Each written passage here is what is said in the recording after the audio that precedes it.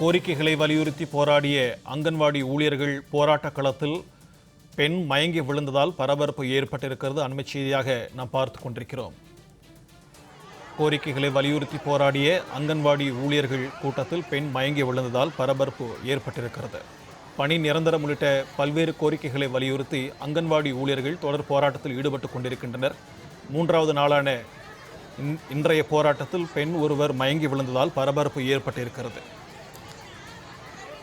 மூன்றாவது நாளாக போராடி வரும் அங்கன்வாடி ஊழியர்களில் ஒரு பெண் மயங்கி விழுந்ததால் போராட்ட களத்தில் பரபரப்பு ஏற்பட்டிருக்கிறது. அண்மை செய்தியாக பார்த்து கொண்டிருக்கிறோம். இது தொடர்பான கூடுதல் விவரங்களோடு நம்முடன் இணைகிறார் செய்தியாளர் நித்யானந்தன். வணக்கம் நித்யானந்தன், இது தொடர்பான விரிவான தகவல்.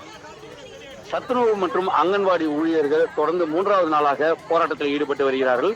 இவர்களுடைய போராட்டம் என்பது திமுக கொடுத்த தேர்தல் வாக்குறுதியை நிறைவேற்ற வேண்டும் என்பது. தேர்தல் வாக்குறுதி 313 நிறைவேற்றினால் நாங்கள் போராட்டத்தை விலக்கிக் கொள்ள தயாராக இருக்கிறோம் என்று சத்துணவு மற்றும் அங்கன்வாடி கூட்டமைப்பினர் கூறியிருக்கிறார்கள்.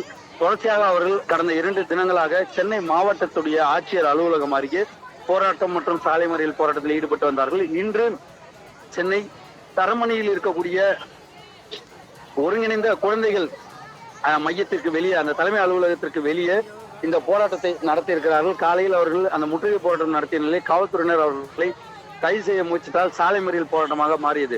அதன் பிறகாக தொடர்ச்சியாக காவல்துறையினர் அவர்களை கைது செய்ய முயற்சிக்கும் பொழுது காவல்துறையினருக்கும் போராட்டக்காரர்களுக்குமான தள்ளுமுள்ளு ஏற்பட்டது. அப்பொழுது காவல்துறையினர் ஒரு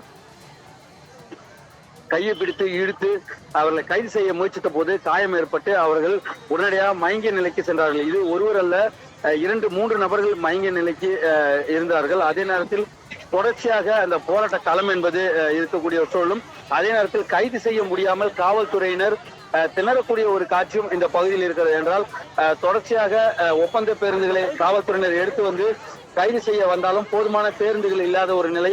அதே போல தனியார் பள்ளிகளுடைய பேருந்து, சாலையில் சென்ற ஒரு டெம்போ டிராவலர் வாகனம், அந்த வாகனத்தை நிறுத்தி அந்த போராட்டக்காரர்களை ஏற்றுவது, மீண்டும் தற்பொழுது வரை போராட்டக்காரர்களை முழுமையாக அப்புறப்படுத்த முடியாமல் வாகனம் இல்லாமல் காவல்துறையினர் திணறக்கூடியது என்று தரமணி இந்த பகுதி என்பது மாறி இருக்கிறது. ICDS அலுவலகத்திற்கு முன்பாக இந்த சாலை மறியல் போராட்டம் சுமார் 1 மணி நேரத்தை கடந்தும் தற்பொழுது வரை நடைபெறக்கூடிய ஒரு சூழலும் இருந்து வருகிறது.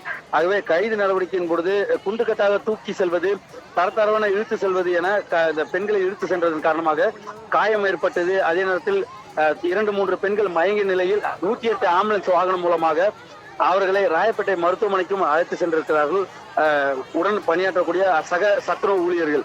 ஆகவே தொடர்ந்து இந்த போராட்டம் என்பது 1 மணி நேரத்தை கடந்து நடந்து கொண்டிருக்கிறது. இவர்கள் வைக்கக்கூடிய கோரிக்கை என்பது அரசு உடனடியாக எங்களை அழைத்து பேச வேண்டும், அரசு அழைத்து பேசி சுமூகமாக உடன்பாடு எட்டப்பட வேண்டும், அரசு கொடுத்த அந்த திமுக கொடுத்த தேர்தல் வாக்குறுதியை நிறைவேற்ற வேண்டும் என்ற ஒரு கோரிக்கையை முன்வைத்துதான் இந்த போராட்டம் என்பது நடைபெற்றுக் கொண்டிருக்கக்கூடிய சூழலும் இருந்து வருகிறது.